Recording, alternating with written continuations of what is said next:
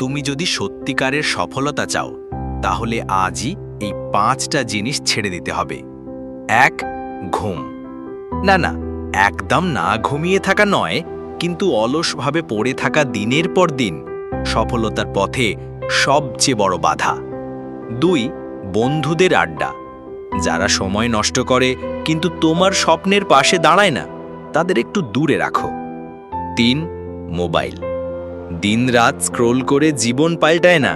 যারা ইতিহাস বানায় তারা মোবাইল ব্যবহার করে উন্নতির জন্য, বিনোদনের জন্য নয়।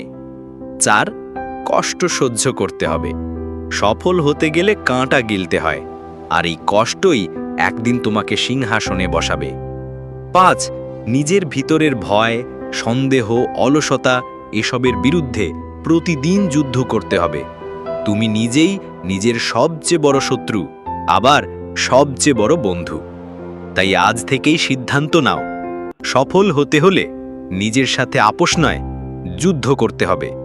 যদি এই কথা তোমার হৃদয় ছুঁয়ে যায় তাহলে ভিডিওটিতে একটা লাইক দাও, কমেন্টে লেখো আমি প্রস্তুত।